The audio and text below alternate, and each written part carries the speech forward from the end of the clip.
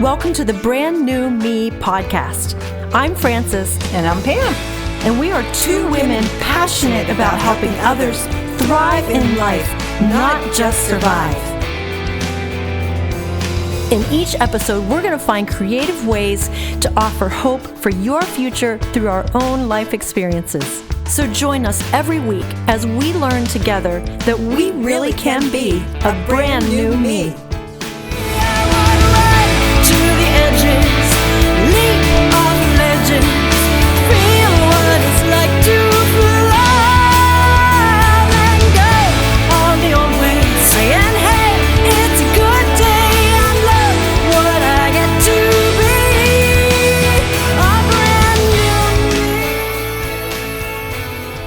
Welcome to episode number 2 of the weekly podcast, Brand New Me. I'm Frances, your host, and this is my co-host and friend, Pam.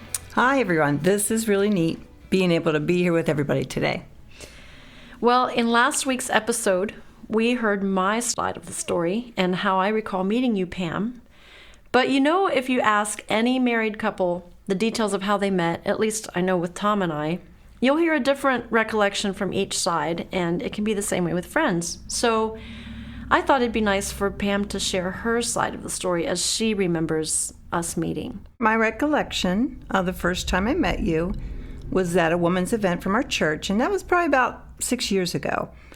I remember I was still really grieving my husband's death.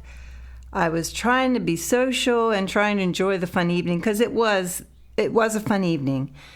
And I knew of you, but I didn't really know you. So I introduced myself and asked if you wanted to play some rousing games of ping pong. And we did that, and we talked about life, and I think I beat you every single game. Of course, that's my recollection. Yeah, you know, I don't even remember that event. And now that you mentioned playing ping pong, I kind of remember playing ping pong, but I'm guessing that since I didn't win, that's probably why I don't remember. But so we were playing ping pong, and you think you won, whatever. Yeah, I know. I'm pretty sure I did.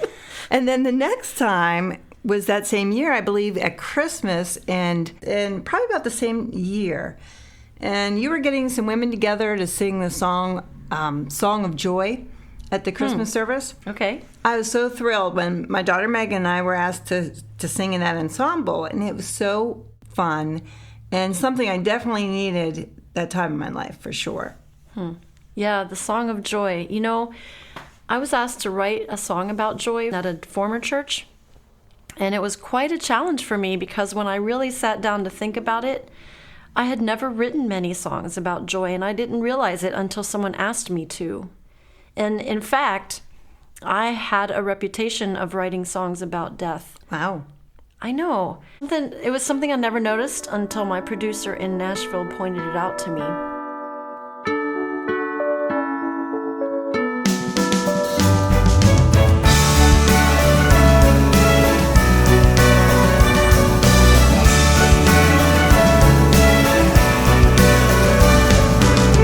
Even the desert will be glad, and the wilderness rejoice when the Lord comes near.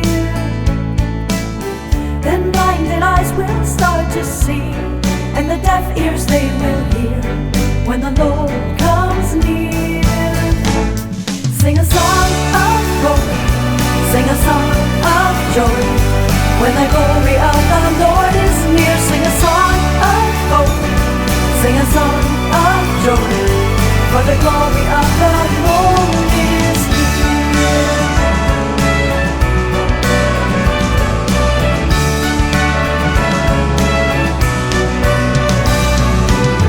Then those who know the Lord will sing on the journey as they go,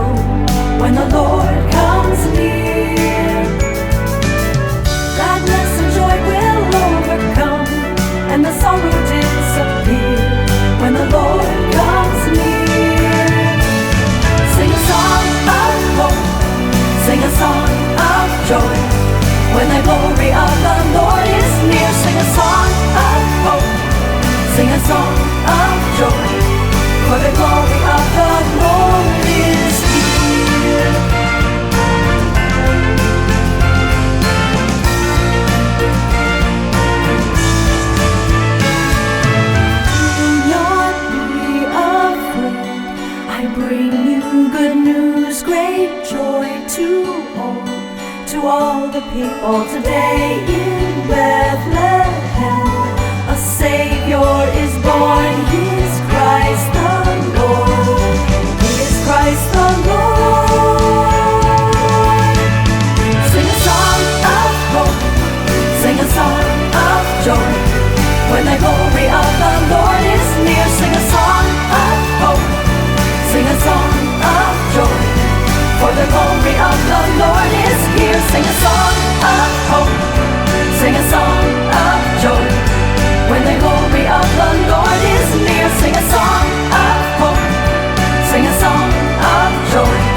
For the glory of the Lord is here.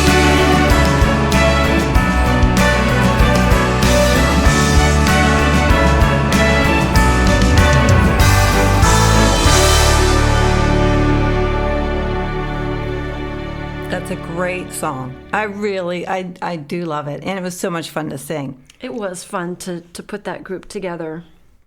Where were we? We met at the Starbucks. You came in.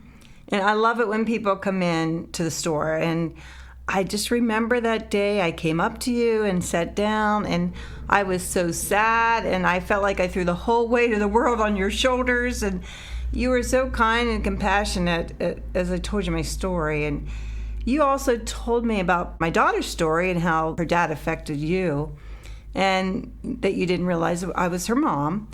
And I remember spouting off about my online dating experience, something I would never want to relive. Okay. Oh, you made me laugh. We will talk about your online, because a lot of people are doing that. I mean, Yes, a they lot are. of people are doing online dating, and it always intrigues me. So I think we will do an episode about that, but not today. So that's how I learned that you were Megan's mother. I couldn't quite remember, but that makes sense. And I'm always deeply affected when I hear of other people losing their loved ones. And I've been that way since I was a little girl. I never handled death well as a child. I mean, I don't know if any child does, but our family went through a lot of deaths, even in my childhood, 2 brothers, and it's taken me a long time to work through that and understand why. And I know that's why I wrote a lot of songs about death. But anyway, is. your story. Well, now we'll fast forward 6 years. I found out you were going to the SCORE conference. I could not believe it. It was totally a God thing. You came up to me and asked about the podcast, if I would do Yeah. the podcast with you. And I had no doubts or misgivings. What a great way to share a story and in some small way maybe help people overcome some things in their life. I told God that whatever opportunity came my way, I would jump right in. And so that's the way I live my life now. That's where we're going to pick up, I think, with next week's episode, the way we live life now. Because part of the heart of this podcast is breaking out of the old pattern of things, becoming a new me, is a process. I mean, there can be instant things that happen, but for the most part, it's a process. And so I have no idea what I was going to say. I was on a train of thought and it left the tracks. It veered off. I get it. Okay. Is this still going? Yeah. Okay. Oh, I know where I was going. Okay. So part of learning how to break out of the old me and become a new person is, I think, based on 3 things: learning from your past, loving your present, and leaning into the future. And that's what we really want to accomplish in each episode is learning from our past, because we don't want to discard it completely. There's things we can learn. And we want to learn how to love the present, whatever situation we're in. Otherwise, we're always looking off to the future and never satisfied with what we have right now. And then we do want to lean into the future. We do want to have goals. We do want to have things that we're looking forward to. So we've given you a sneak peek into how we became friends, the idea behind the podcast, and the circumstances that brought us to where we are right now in our lives. And there's obviously a lot more to our stories. But as you tune in each week, you'll begin to get to know us more thoroughly, and you'll hear more of the details. And we just want to let them unfold gradually, because we don't want this podcast to be just about us. So, in fact, Like I said, we want to feature stories from others who have overcome hurdles in life and how they live now. What have they learned from their past? What are they loving about their life now? And how can they lean into the future? But here we go. Before we wrap this up, Pam, would you offer a nugget of wisdom again this week to share with our listeners? What piece of advice do you have for becoming a brand new me? Well, Frances, you always ask the hard questions. I think to become a brand new me, we really do need to let go of a lot of things from our past. And I'm not talking about good memories or great lessons, because we do need to hold on to those to keep us moving forward. But I always call it getting off the couch. The things that keep us stuck. And I am going to talk about getting off the couch later on in another episode because it's so important. It was important to me. But, when we're stuck, we can sometimes lose hope, or we become numb, or we become so overwhelmed with our circumstances. And Ken Davis talks about this in his book, Fully Alive, about how he was comfortable with being comfortable. And, it's easy to get caught up in just living life and not living a life of purpose. And I love Jeremiah 29:11. For I know the plans I have for you, declares the Lord. Plans to prosper you and not harm you.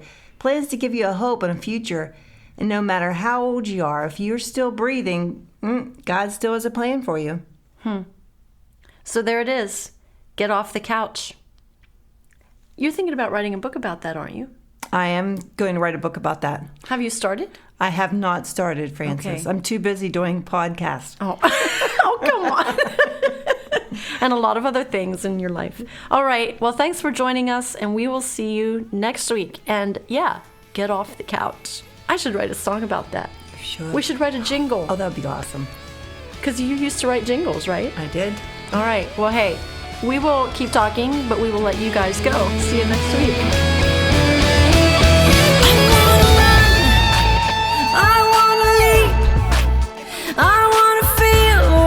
Like to fly, I'm letting go.